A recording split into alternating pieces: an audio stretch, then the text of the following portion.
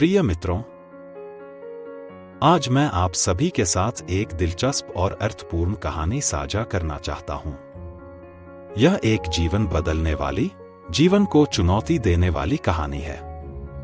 मुझे आशा है कि आप इससे जीवन के लिए एक अनमोल सबक सीखेंगे।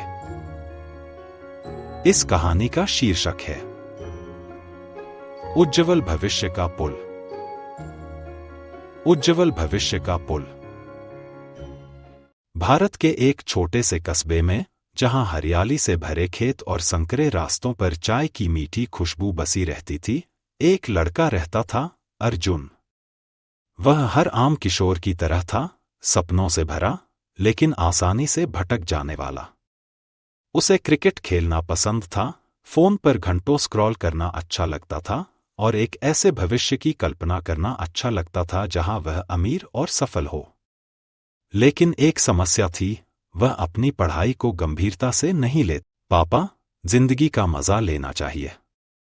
किताबों में सिर खपाने से क्या फायदा, वह हंसते हुए कहता।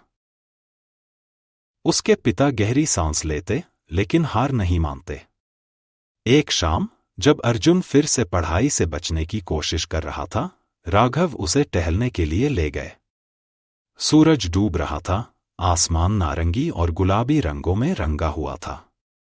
वे कस्बे के बाहर एक अधूरे पुल के पास रुके। अर्जुन, इस पुल को देख रहे हो? राघव ने उसकी ओर इशारा किया।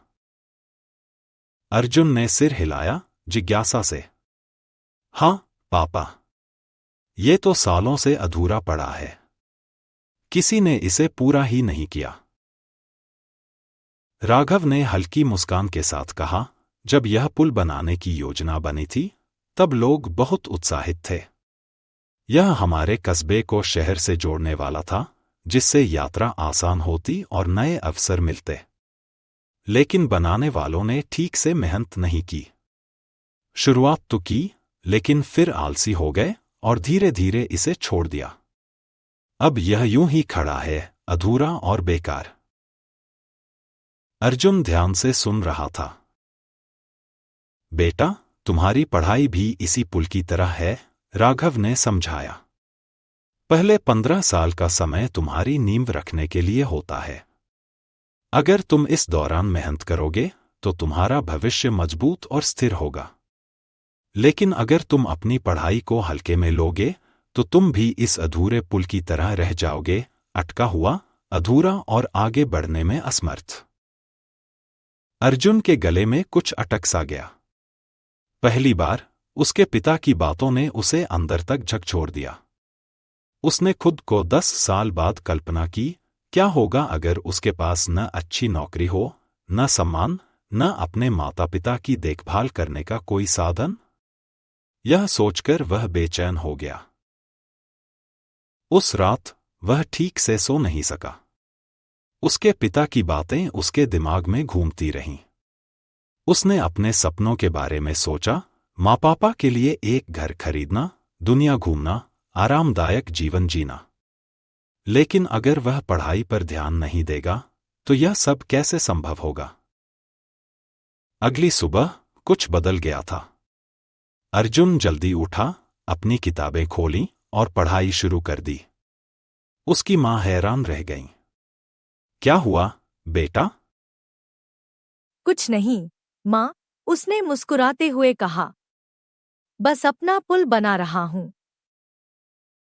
शुरुआत में यह आसान नहीं था। उसके दोस्त उसका मजाक उड़ाते थे, उसे बहुत सीरियस और बोरिंग कहते थे। क्रिकेट का मैदान और मोबाइल की स्क्रीन उसे खींचते थे, लेकिन हर बार जब वह भटकने लगता, तो अपनी आंखें बंद करके उस अधूरे पुल की कल्पना करता।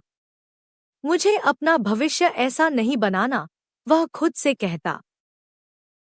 धीरे धीरे उसकी मेहनत रंग लाने लगी। उसके अंक बेहतर हुए, शिक्षकों ने उसकी तारीफ की, और उसमें एक नया आत्मविश्वास आ गया। अब भी वह क्रिकेट खेलता था, लेकिन पढ़ाई के बाद। अब भी वह मजे करता था, लेकिन अपने भविष्य की कीमत पर नहीं। साल बीत गए। अर्जुन ने कड़ी मेहनत से एक प्रतिष्ठित इंजीनियरिंग कॉलेज में दाखिला ले लिया। जिस दिन उसका एडमिशन कंफर्म हुआ, उसके पिता की आंखों में आंसू आ गए। तुमने कर दिखाया, बेटा, उन्होंने उसे गले लगाते हुए कहा। अपनी पढ़ाई पूरी करने के बाद अर्जुन को एक बड़ी कंपनी में अच्छी नौकरी मिली। उसने अपने माता पिता के लिए एक सुंदर घर खरीदा, ठीक वैसे ही जैसे उसने सपने में देखा था। जब वह अपने कस्बे लौटा तो लोग उसकी प्रशंसा करने लगे। वही दोस्त जो कभी उसका मजाक उड़ाते थे, अब उससे करियर की सलाह मांग रहे थे। एक शाम अर्जुन और उसके पिता फिर टहलने निकले, ठीक वैसे ही जैसे सालों पहले। जब वे पुराने निर्माण स्थल के पास पहुंचे तो अर्जुन रुका और उसी अधूरे पुल को देखने लगा। वह अब भी वहीं खड़ा था, अधूरा और बेकार। राघव ने मुस्कुराते हुए कहा, तुमने अपना पुल बना लिया, बेटा, और तुम उसे पार भी कर चुके हो।